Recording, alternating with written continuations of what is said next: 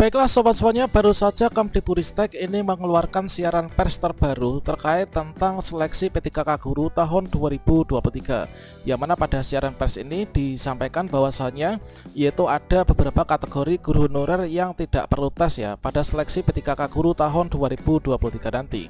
Nah, kira-kira untuk P2, P3 maupun juga pelamar umum yang sudah lulus passing grade, apakah nanti juga tidak perlu melakukan tes lagi? Silahkan simak video ini sampai selesai. Namun sebelum kita lanjutkan, perlu saya ingatkan, bagi teman-teman yang mungkin baru pertama kali menemukan channel ini, silakan klik tombol subscribe-nya dan aktifkan notifikasi loncengnya, sehingga nanti jika ada update video terbaru, teman-teman tidak akan ketinggalan informasi.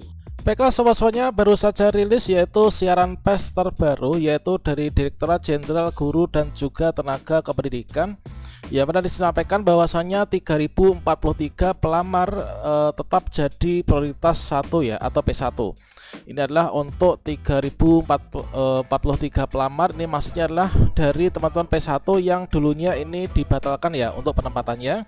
Di sini disampaikan nanti masih tetap menjadi pelamar prioritas 1 atau P1.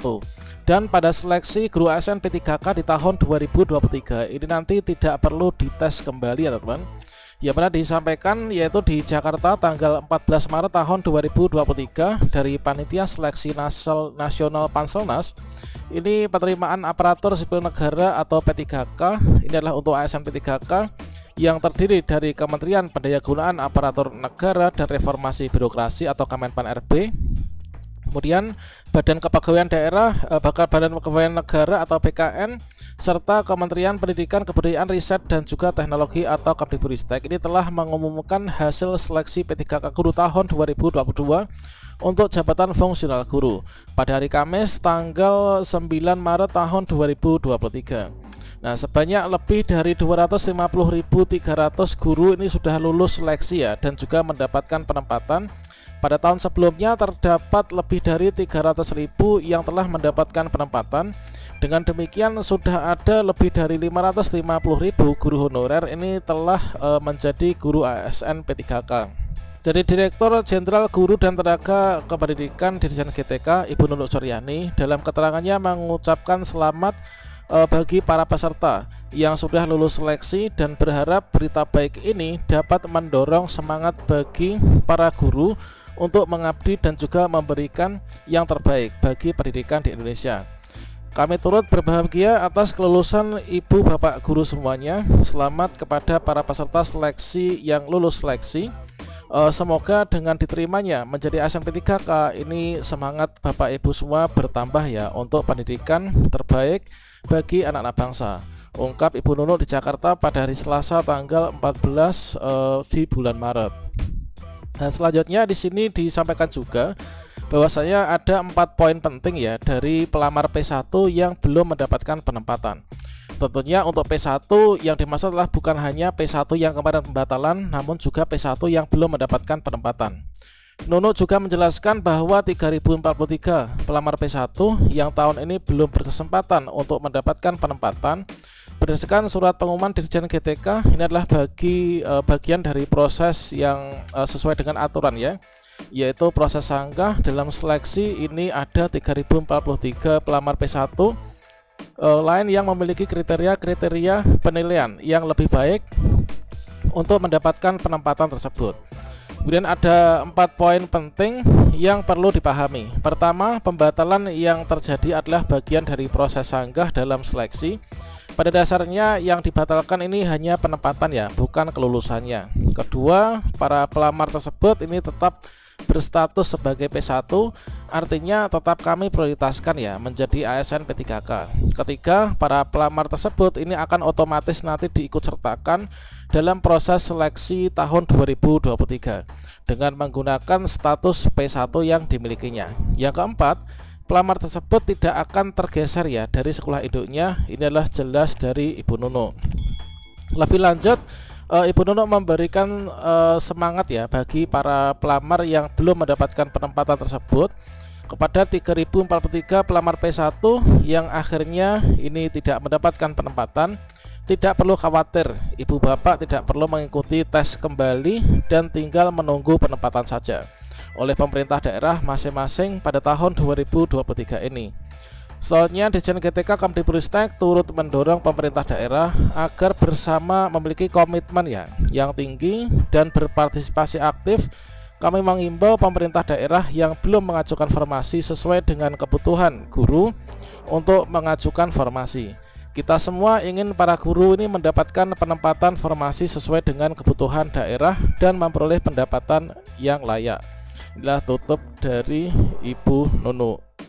Dan dengan demikian kita dapat menyimpulkan bahwasannya untuk kategori guru honorer yang tidak perlu tes lagi, itulah teman-teman yang termasuk dalam kategori pelamar prioritas 1 ya, atau yang sudah lulus passing grade.